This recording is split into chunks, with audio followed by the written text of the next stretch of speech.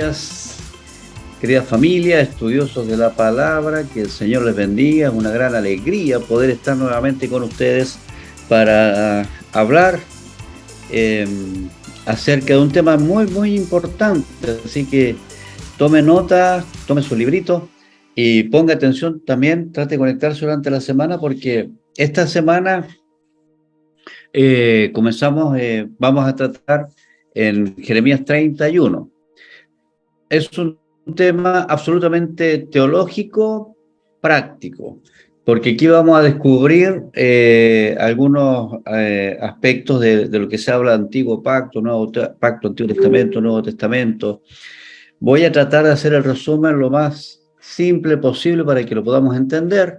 Jeremías 31-34 dice: y no enseñará más ninguno a su prójimo, ni ninguno a su hermano, diciendo, conoce a Jehová, porque todos me conocerán, desde el más pequeño de ellos hasta el más grande, dice Jehová, porque perdonaré la maldad de ellos y no me acordaré más de su pecado. Vamos a ponernos en contexto antes de avanzar. Recordemos que Jeremías está en la época más oscura de la historia de Israel. Ya ha pasado el tiempo en que Jeremías tuvo una discusión, ¿se acuerdan?, frente al rey con otro profeta, el otro profeta llamado Ananías, prácticamente maltrató a Jeremías y declaró una profecía que en 2 años Babilonia iba a ser derrotado, que Jerusalén no iba a ser quemado y que iban a ser liberados del acoso de Babilonia. Mientras Jeremías decía que no, que eso no iba a ser así, que iban a estar enyugados a Babilonia y que tenían que acostumbrarse a caminar con Babilonia. Ya van 7 años de esa profecía. Ananías murió, tal como Jeremías en ese momento le dijo, tú estás diciendo cosas falsas, es más, lo que va a pasar es que tú vas a morir antes de 2 años. Y bueno, eso fue lo que pasó. Ananías murió, el profeta falso. Jeremías sigue vivo. La condición no ha mejorado porque el rey Sedequías no da su brazo a torcer, no se quiere rendir. Su orgullo es más grande que su inteligencia, y entonces está todo muy mal. Este es el momento clave en que Israel, como nación, pierde completamente, recibe las consecuencias plenas de haberle fallado constantemente a Dios por años, y ahora está recibiendo el castigo que siempre se dijo que iba a recibir si desobedecía al Señor. Para que recibiera el castigo era necesario que Israel rompiera el pacto que se había hecho con Dios, que vamos a mencionar más adelante. Entonces el pacto era de fidelidad, de obediencia, de lealtad, de no buscar otros dioses ajenos, de no tener alianzas con los países limítrofes, etc. Entonces había un acuerdo entre Dios y el pueblo para que el pueblo fuera bendecido y a través de esa nación poder bendecir a los demás. Este pacto prácticamente se traduce en lo que Dios habló a Moisés con los 10 mandamientos y el resto de leyes que entregó, y lo que Dios habló al profeta Abraham, el padre Abraham, referido a la promesa de multiplicación. Entonces, por un lado está el mensaje de Moisés, digamos el pacto con Moisés, donde Dios le promete bendición, prosperidad, tranquilidad, protección de las naciones vecinas, y por otro lado está el pacto previo, el pacto con Abraham, que fue un pacto de multiplicación y también de bendición a donde fuese multiplicado. Estos 2 pactos se invalidan por causa de la desobediencia del pueblo, porque el pueblo hizo exactamente lo que no tenía que hacer. Y Dios les dio una oportunidad, mandó profetas, mandó gente que le advirtiera, jueces que trataran de reorientar los reyes, algunos inclinados el corazón a Dios, pero aún así no fue suficiente para que la nación toda defraudara a Dios. Y entonces ahora ya no hay otra salida. Con todo este mensaje tan negativo, se hace este paréntesis maravilloso. Ustedes lean bien todo el capítulo 31, ya que el tiempo no nos da, sobre todo el versículo anterior al que estamos leyendo, el versículo 33, donde el Señor habla claramente del nuevo pacto, de un nuevo pacto. Entonces, ¿en qué consiste este nuevo pacto? Consiste en que el antiguo pacto, que es el que yo me refería, de Abraham y Moisés, este antiguo pacto Dios lo hizo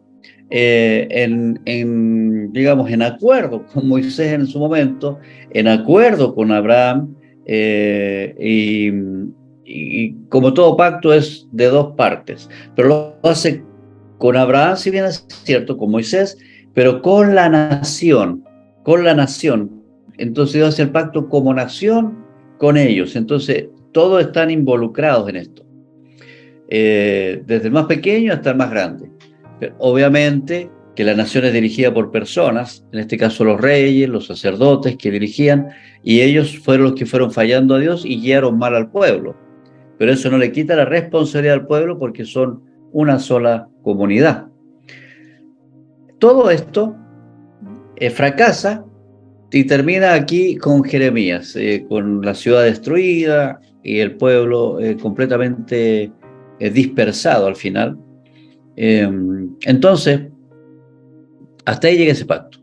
Y aparece en este capítulo, el capítulo 31, la promesa, la posibilidad, la alternativa, la iniciativa divina para restablecer un nuevo pacto. Entonces, si bien se ven como dos pactos distintos, en realidad, bueno, este es un tema teológico que no es tan importante si son dos distintos o no, pero yo creo en que no son dos pactos distintos, sino que es la progresión de la revelación de Dios hacia nosotros, haciendo primero una relación directa con el pueblo, con la nación. Ahora Dios lo que está haciendo es una relación, ya que la nación no pudo responderle bien, entonces yo voy a hacer un nuevo pacto con la misma nación.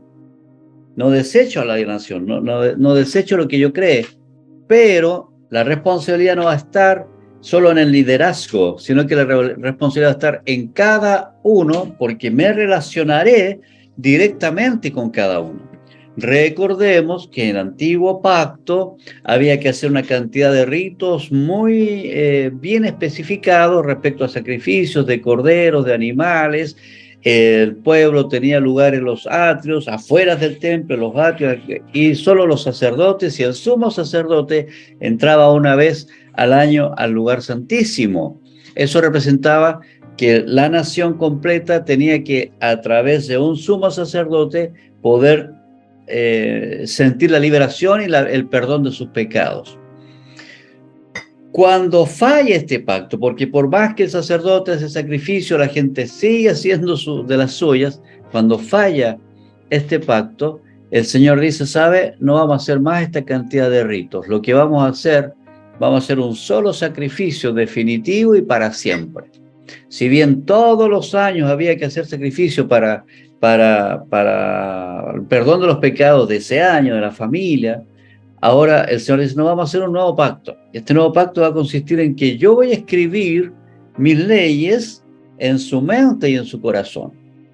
¿Ya?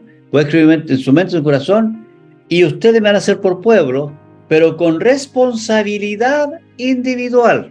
Y esto es lo que cambia el sentido espiritual de nuestra vida. Por eso nosotros, insistimos en tener intimidad, que sean responsables personalmente de su vida espiritual y que consideremos la iglesia, la enseñanza que entregamos a través de estos estudios, a través de los devocionales y otras alternativas que a veces tenemos como para ayudar al aprendizaje, lo que se considera es enseñanza. O sea, la iglesia enseña, pero la iglesia no te lleva a Dios.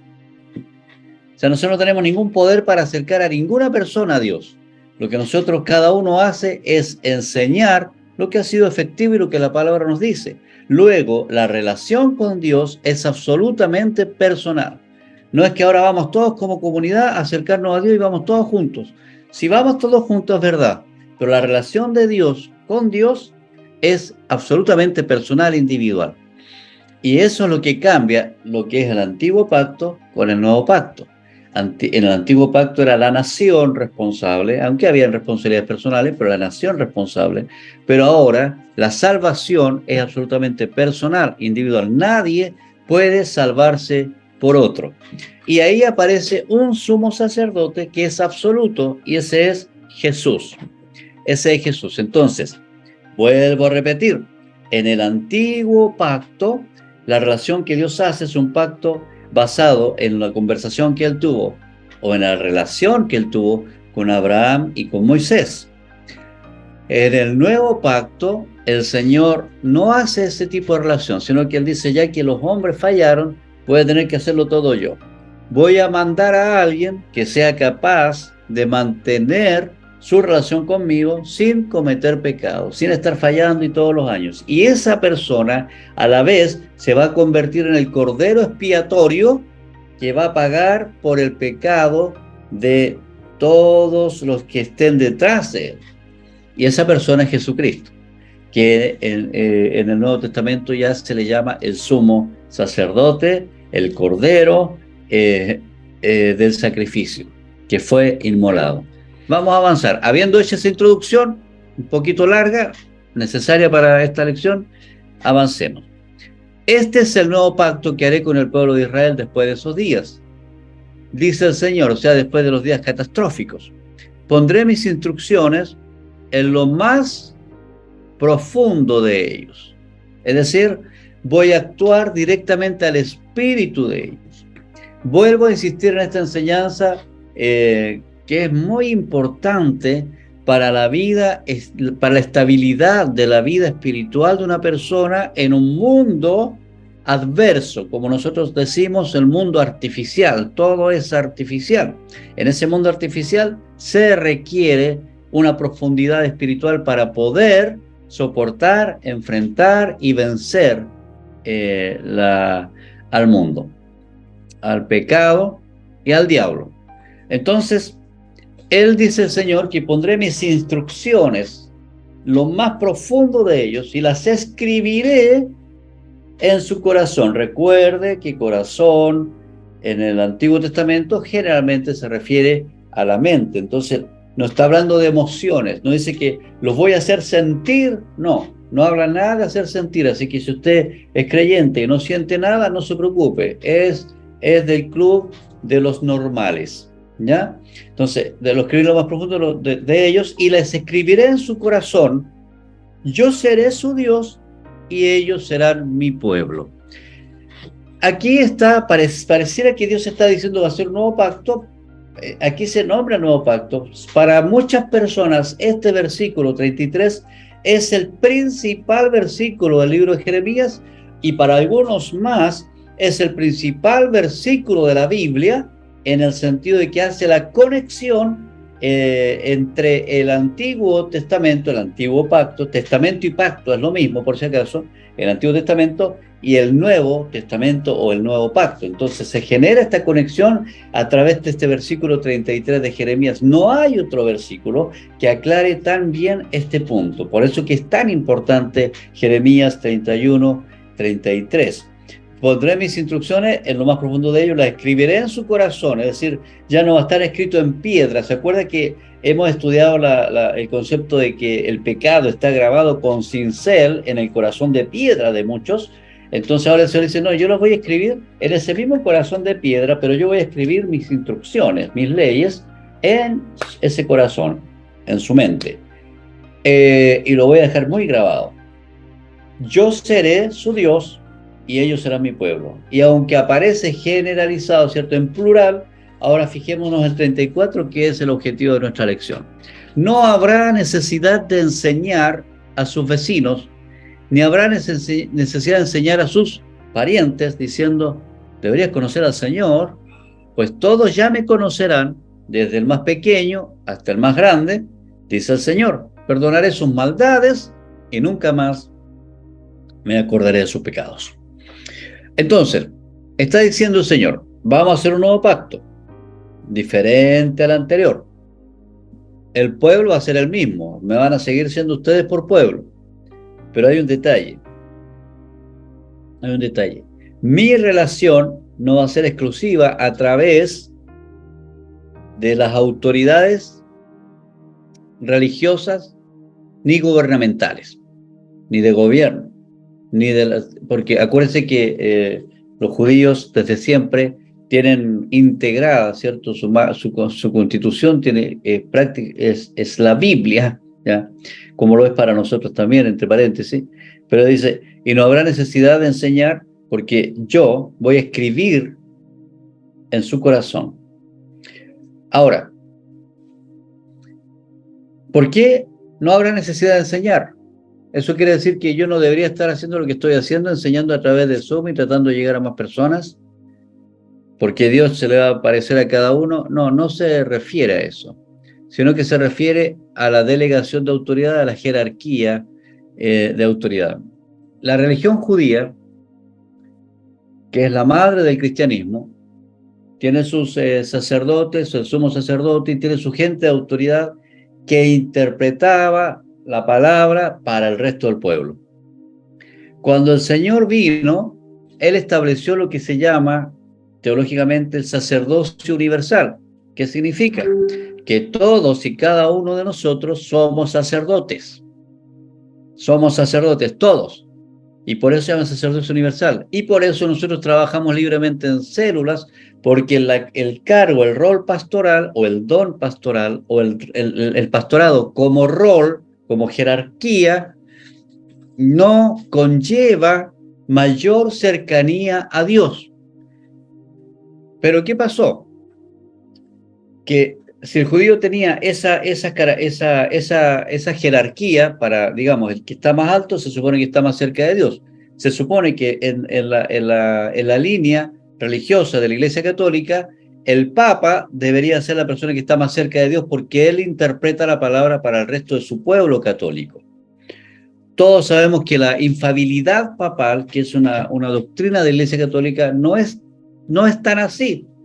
Y ya lo sabemos desde siempre. Pero sin querer queriendo, la religión católica tomó el modelo de la religión judía. Entonces, por eso que es necesario tener un papa y una jerarquía que esté más cerca de Dios. Pero eso es un error. Y el error continúa cuando se transfiere esta misma jerarquía eclesiástica, o sea, de la iglesia católica a las diferentes iglesias protestantes y evangélicas, que terminan también teniendo obispos, y es un error espiritual, no administrativo. Administrativamente está bien que se pueda hacer, pero eso no indica que el obispo de una iglesia esté más cerca de Dios que el resto de la gente, porque esa mirada es veterotestamentaria, es del Antiguo Testamento. Entonces, la gente hoy día tiene que entender que un pastor, un sacerdote, un obispo de cualquier denominación no está más cerca de Dios que el resto del pueblo. No existe esta separación en el concepto de Dios a partir de este versículo, de que hay un hombre que te tiene que enseñar a otro cómo conducir su vida. Sí puede aconsejar, sí puede enseñar, sí puede orientar, puede dirigir, por cierto, pero no desde el punto de vista jerárquico, sino que desde el punto de vista espiritual. No es un cargo, es una responsabilidad espiritual, así como un padre debe criar a sus hijos, como una madre tiene autoridad en su casa, así funciona la autoridad también en la iglesia. Ahora, organizativamente, cada iglesia también ordena sus cosas, si quiere poner administrativamente presbíteros, si quiere tener obispos, si quiere tener papa, arzobispo, lo que quiera tener administrativamente no está mal. Cada uno administra como quiere ser congregacional, como sea. Pero lo que no puede pasar, y pasa lamentablemente, es que las personas creen que el pastor está más cerca de Dios, que el obispo está más cerca de Dios. Y ese es un concepto del Antiguo Testamento. En el Nuevo Pacto, Jesús murió en la cruz como cordero y entregó su vida para que luego descender en el corazón de cada uno de nosotros. Eso marca completamente la diferencia. Ojalá lo pudiesen entender bien, porque en el Antiguo Testamento ni David, ni Moisés, ni Abraham, ni los mejores profetas, nadie tuvo el Espíritu Santo dentro de sí, como tú y yo lo tenemos hoy día. Por lo tanto, la condición nuestra hoy día es mejor que la de Abraham. La condición nuestra hoy día es mejor que la de Isaías, de Jeremías y de todos los profetas. ¿Por qué? Porque no solamente estamos luchando por seguir a Dios, sino que además tenemos al Espíritu Santo adentro, cosa que ellos no tenían en forma permanente. Y eso marca absoluta diferencia. Nadie entonces, está claro que no es que nadie tenga que enseñar a otro, todos tenemos que enseñar, pero lo que está diciendo acá es que no hay jerarquía para estar más cerca de Dios. Todos tenemos la misma oportunidad de estar cerca de Dios a través de Jesucristo. Pues todos ya me conocerán, es una afirmación desde el más pequeño. Desde el más pequeño, yo me sorprendo cómo los niños pequeños, los pequeñitos, alcanzan una relación con Dios tan directa, tan nítida y tan pura, ¿ya? Hasta el más grande, el más viejito, ¿ya? Dice el Señor. ¿Pero qué dice? Perdonaré sus maldades y nunca más me acordaré de sus pecados. Por favor, grabe esto, porque el gran problema del cristiano de hoy es que se cree hombre o mujer del Antiguo Testamento, ¿ya? Y piensa que tiene que tener las mismas luchas que David cuando dice: oh, es como si no quitas de mí, Señor, tu Santo Espíritu, dando a entender de que el Espíritu Santo podría abandonarlo en algún momento. Mi querido, si realmente el Señor está dentro de ti, Él nunca, jamás te va a abandonar. Y si Él ya perdonó tus pecados, no se los vuelvas a confesar. Si eso ya pasó, el Señor ya lo perdonó. Ya está perdonado, está olvidado. Dice: no me acordaré de sus pecados. Entonces, este es un concepto muy claro del perdón de Dios, porque antes era año a año estar perdonando el pecado a través de sacrificios y de ritos. Ahora no, una vez y para siempre. Esto es lo maravilloso, que todo lo hace Dios. En el antiguo pacto era un convenio, ahora no, todo lo hace Dios. Lo único que tenemos que hacer nosotros es querer y entonces comenzar a obedecer al Señor, y nuestra tarea es mucho más fácil que lo que les tocaba hacer a los hombres más perfectos del Antiguo Testamento. Entonces nuestros pecados están perdonados, el Señor no se acuerda de esos pecados, está borrado. Está en nuestra mente, por cierto, pero no está en los registros de pecado de Dios, porque ya fueron borrados por el sacrificio del sumo sacerdote. Si hemos tenido un real arrepentimiento y si hemos tenido un verdadero nacimiento, eso lo sabe cada uno en su relación con Dios. Voy a pasar rapidito por esto, que va a llegar días ya en que yo pactaré, dice el Señor. A propósito, fíjese que el Señor en este pasaje, yo no lo anoté acá, pero más de 15 veces dice el Señor: yo haré. Es decir, es Él el gestor y el actor principal de esta nueva alianza. Ya llevamos 3 palabras: pacto, alianza, testamento. Es lo mismo, ¿ya? Él es el gestor de esta nueva alianza, aunque vamos a ver más adelante, mejor lo menciono más adelante. ¿Ya? Entonces, la clave: yo seré su Dios. Ese es el anhelo, ¿ya? El anhelo. Y ellos serán mi pueblo. ¿Cómo lo voy a hacer ahora? Ya que no resulta con la ley escrita, la pondré en su interior, ¿ya? Y no tendrán, fíjese acá, que adoctrinar más el uno a su prójimo y el otro a su hermano, sino ellos me conocerán, del más chico al más grande, ¿ya? Cuando perdone. ¿Cuándo te lo va a conocer? Cuando perdone su culpa y su pecado y de su pecado no vuelva a acordarme. Aquí esto es muy clave. ¿Cuándo se produce esto? Cuando perdone su culpa. Si nosotros vivimos escondiendo nuestro pecado delante del Señor antes de conocerle y creemos que somos lo suficientemente buenos como para hacer nuestra vida sin Dios, entonces no hay relación con Dios. no hay perdón de pecados. Entonces aquí no es que Dios ya los perdona todo y me olvido porque yo soy un Dios bueno, no. Tiene que haber arrepentimiento y tiene que haber una disposición al cambio. Habiendo arrepentimiento y disposición al cambio, viene el Señor Jesucristo, aplica su obra salvadora en la cruz y nos deja el Espíritu Santo para que nos dé el poder para vencer, ¿no? Entonces, tenemos todas las de ganar con este pasaje. El punto más alto del Antiguo Testamento, como lo decía yo, porque promete una espiritualidad auténtica, una comunión íntima. Por eso nosotros siempre hablamos de intimidad con Dios. Y Dios, Él anhela, Él quiere tener intimidad con su pueblo, pero Él no se junta, ya vamos a hacer reunión con los 500 hermanos de la iglesia. No, Él no hace así, Él trabaja en lo individual, en lo personal. Por eso el Señor le dijo a sus discípulos, usted vaya, enciérrese en su pieza y ahí hable con su Padre. Y se va a encontrar con su Padre amoroso, Padre celestial. Entonces, pero eso se suma a que el vecino también está buscando esa intimidad, y el otro vecino también, y el hermano, y el papá, y el hijo, cada uno en su individualidad vive su propia espiritualidad, pero a la vez están en perfecta comunión. Eso es un milagro divino, ¿ya? Hay comunión íntima, hay un conocimiento de Dios y el perdón absoluto de la maldad del pecado. Como lo mencioné, Jeremías 31 nos muestra que no es un pacto que de dos partes, sino más bien es como una promesa de Dios, ¿ya? Porque el único que compromete toda la acción, como se lo había dicho recién, es Dios. Nosotros solo tenemos que obedecer.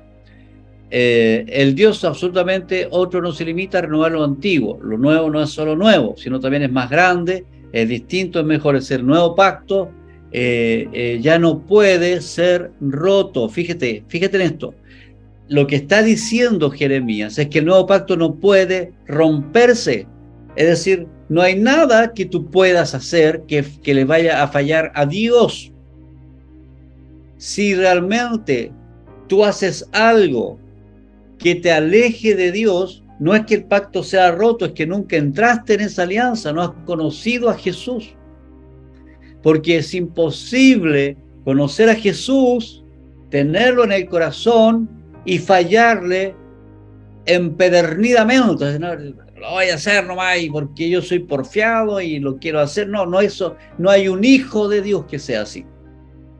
Hay gente de iglesia que es así, pero no es lo mismo, ya lo hemos aclarado. Ser de iglesia, conocer la Biblia, no es lo mismo que haberse comprometido con el pacto con Dios, ¿ya? Entonces no confunda religión con espiritualidad. Son dos cosas parecidas, muy cercanas, muy similares, pero no es lo mismo.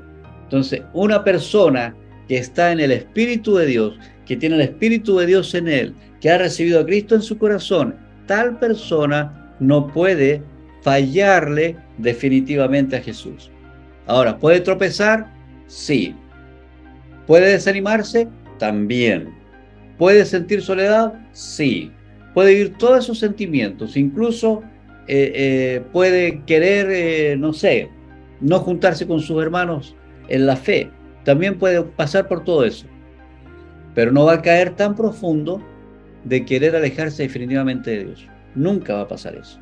Dios no puede pasar. Es como esperar que Jesús fallara, y Jesús ya no falló. El mismo Espíritu de Jesús está en ti. Entonces, ¿qué es lo que hace el diablo? El diablo exagera, maximiza nuestros pequeños errores y nos hace creer que por causa de ese error ya no tenemos comunión con Dios, y nosotros más nos alejamos de Dios porque nosotros nos sentimos culpables a porque Dios nos está condenando. Cuando Dios nos mira a través de Jesucristo. Y entonces, si yo creo en Jesucristo, si acepté al Señor como mi Salvador, no hay nada de lo que tenga que avergonzarme. Oye, sí, pero tú eras acá, eras allá, eras el peor pecador del mundo. Ciertamente lo fui, pero ahora soy un pecador perdonado. Por lo tanto, soy hijo de Dios. Y como tal, Dios no me va a abandonar. Nunca pierdo la condición de hijo. Vuelvo a reiterar para que no se confunda, porque a veces algunos se confunden con esto. Si llegara a perder la condición de hijo, es que nunca fui hijo. aprendí el idioma bíblico, aprendí a decir hermanito, aprendí incluso a predicar, hice muchas cosas para Dios, pero nunca me encontré con Él. Ese es el peor diagnóstico, tenemos que tener cuidado. Cuando una persona se aleja por más tiempo de Dios, yo siempre comienzo a orar, Señor, si no te ha conocido, que realmente te conozca. Porque sería fatal que una persona que estuvo en la iglesia, que conoce algo de Dios, que ayudó en algunas cosas, que hizo ministerio y ahora está lejos, se pierda. O sea, se pierda, no es que, o sea, que todo lo haya hecho sin haber conocido nunca a Dios. Y es posible que se haga. Yo creo que hay más de eso de lo que nos imaginamos. Por eso es muy importante nuestra intimidad. El que ama a Dios, el que está disfrutando de la presencia de Dios, busca. No puede pasar un día sin buscar a Dios, no porque le diga el líder, no porque se lo diga yo desde acá, no, sino porque necesita personalmente tener esa comunión con Dios. ¿No? Yo tengo apenas, biológicamente, ¿cierto? Tengo dos hijos, ¿ya? Pero con cada uno yo necesito relacionarme en forma individual y particular. No es que yo los junte a los dos y ya, no, también nos juntamos, pero lo importante es la relación individual personal. Y ninguno de los dos dejará de ser mi hijo por ningún motivo. De momento que nacieron, son mis hijos. Y hasta que yo me muera, seguirán siendo mis hijos. Pero es que se portan bien, se portan mal, eso no cambia la condición de hijo. Pero vuelvo a reiterar, un hijo de Dios nunca le va a fallar a Dios intencionalmente. Nunca va a hacer algo, no, lo voy a hacer nomás porque no, porque ama a Dios, no es por temor. ¿Cómo le voy a dañar a mi padre, que es lo más dulce, lo más tierno que tengo? ¿Cómo voy a fallarle? Ese es mi Dios. Entonces un hijo actúa de esa misma manera. Por eso es que ya este pacto no puede ser roto. Tú no puedes salvarte y desalvarte. No puedes. No puedes ser hijo y dejar de ser hijo. Hijo. Pero si tú le estás fallando a Dios, entonces examina tu relación con Él, si realmente la has recibido en tu corazón, si realmente entró en tu vida, si realmente tienes el poder del Espíritu Santo adentro. Porque si lo tienes, no le vas a fallar. Sin duda, la contraposición mutua afecta al pasado y al futuro. El pasado viene determinado por el quebrantamiento de Israel, es decir, en el pasado, en este versículo, nos muestra que Israel ya falló y por lo tanto se quebró, se rompió la alianza. Pero el futuro, que muestra este versículo, es el perdón de Dios y el establecimiento de esta maravillosa nueva alianza que es mucho mejor que la primera. ¿Dónde está la antigua alianza? Más o menos en resumen. Deuteronomio 26, 17 al 19. Hoy les ha hecho decir a Yahvé que Él será tu Dios y tú seguirás sus caminos. Ahí está el compromiso, Dios y tú. Observarás sus preceptos, se está hablando a la nación, sus mandamientos, sus normas, escucharás su voz. Y Yahvé te ha hecho decir que hoy tú serás su pueblo. Te ha hecho decir, hay un compromiso mutuo. Tú serás su pueblo. Como Él te ha dicho y como tú deberás guardar todos sus mandamientos y que Él te elevará en honor. Mire, Él te elevará en honor, renombre y gloria por encima de todas las naciones que hizo y que serás un pueblo consagrado a Jehová, a Yahvé, tu Dios, como Él te ha dicho. Entonces aquí está marcado el pacto. Fíjese la promesa que hay. Elevará tu honor, el renombre y tu gloria por encima de las naciones. Por eso que hay gente que odia, ¿cierto? Odia a Israel, porque inevitablemente, aunque Israel se volvió a juntar, tiene su territorio, pero todavía esta promesa no se cumple completamente para Israel, porque no todos conocen al Señor en Israel, al contrario, está dentro de los pueblos menos evangelizados. Imagínense, religiosamente sí, está presente en Israel las tres religiones más importantes, ¿cierto? Están los musulmanes, están los judíos, están los cristianos. Están representados en Israel. Pero las religiones no son Dios. Por eso Israel se hace también necesario, objeto de nuestra oración y de nuestra evangelización. Solamente tenemos que tener cuidado con esos movimientos judaizantes, porque el solo hecho de que de Israel sea Israel no tiene salvación asegurada. La salvación para Israel siempre viene a través de Jesucristo. Entonces, todo eso tenemos que tenerlo claro. Todo pasa por el nuevo pacto. El nuevo pacto, sinónimo de Jesús. Ya dice 4 cosas: pacto, testamento, alianza, y ahora dije el nombre de Jesús. Él es el representante claro, clave del nuevo pacto. Y si Israel, la nación, no pasa por Jesús, no tiene salvación. No hay ninguna otra posibilidad. Entonces, hay que poner mucho cuidado, porque algunos piensan que Israel tiene salvación de por sí, por ser Israel. No va a ser así. Muchos de Israel se van a salvar, sin duda, pero porque va a alcanzar su relación con Cristo. Entonces, ahí hay otro tema para desarrollar. Uso del texto de Jeremías en el Nuevo Testamento. Aquí vamos a pasar más rápido. Mateo 26, 28. Bueno, está en 1 Corintios. Mateo 26, 28. Porque esta es mi sangre de la alianza, lo dijo Jesús mismo, que es derramada por muchos para perdón de los pecados. Aquí está hablando de la alianza. Es decir, aquí está Jesús mismo, cuando se está en la última cena, él dice que su sangre es de la alianza. Marcos, sobre el mismo texto, sobre el mismo momento descrito por Marcos, esta es mi sangre de la alianza. En Lucas, lo mismo. De igual modo, después de cenar, tomó la copa diciendo, esta copa es, y Lucas le agrega la palabra nueva, ¿ya? Mateo dice, esta es la alianza. Marco dice, esta es la alianza, y Lucas dice, esta es la nueva alianza, mi sangre. 1 Corintios 11, 25, pasaje que leemos todos los meses cuando hacemos la Santa Cena. Tomó el cáliz después de cenar diciendo, esta copa es la nueva alianza, nuevo pacto, ¿ya? En mi sangre, ¿ya? Entonces, Jesús mismo hace uso de esta expresión de Jeremías para llevarlo y explicarle a sus discípulos que en ese momento se está cumpliendo, está empezando a cumplir esa palabra, porque está a punto de sellarse en la cruz el nuevo pacto. Bueno, está en 2 Corintios 3:6, si quieren anotar, no nos va a dar el tiempo. Romanos 11, 27, y este será mi pacto con ellos cuando yo quite sus pecados. Está textual, Romanos, de lo que dice Jeremías. También en la carta de Hebreos está el mismo texto, Jeremías 31, 31, 34. Bueno, quería desglosar ahí algunas cosas, pero no nos va a alcanzar el tiempo. Cristo, sacerdote perfecto, ofreció un sacrificio perfecto, en paralelo antitético con el sacrificio del Antiguo Testamento, pero perfecto e inquebrantable. Es decir, en el Antiguo Testamento, o sea, por un lado está el sacrificio de Jesús, perfecto, que viene a superar los sacrificios del Antiguo Testamento, que eran imperfectos y se quebrantaban. Ahora, por eso es que es importante esta parte. El pacto a través de Jesús es inquebrantable. No podemos crucificar a Jesús a cada rato. No es un cordero común y corriente. Por eso es que la salvación no se pierde. Tengámoslo claro, ¿ya? Es un tema tan fino desde el punto de vista teológico que la gente con mucha simpleza dice, bueno, si yo peco, que no puedo, si estoy con Cristo no puedo pecar de nuevo, y si peco entonces pierdo la salvación.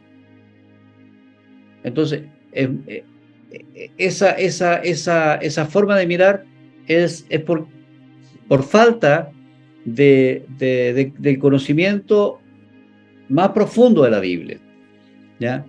Y de cómo el Nuevo Testamento viene a perfeccionar el Antiguo Testamento, o porque hay mucho pensamiento veterotestamentario del Antiguo Testamento metido en nuestra cabeza, así como tenemos la jerarquía de que mucha gente me dice a mí, pastor, usted que está más cerca de Dios. No, señor, yo no estoy más cerca de Dios. ¿Cómo se le ocurre? Soy una persona común y corriente. Estoy tan cerca de Dios como tú puedes estar. Tú puedes estar quizás más cerca de Dios. No creo. Más cerca de Dios. Podemos estar cerca de Dios porque anhelamos estar cerca de Dios. Pero no crea que una persona humana, porque tenga mayor conocimiento o mayor experiencia o mayor tiempo en la iglesia, está más cerca de Dios. Por lo mismo, este pacto es inquebrantable, es perfecto porque ya no pone la dependencia en el hombre.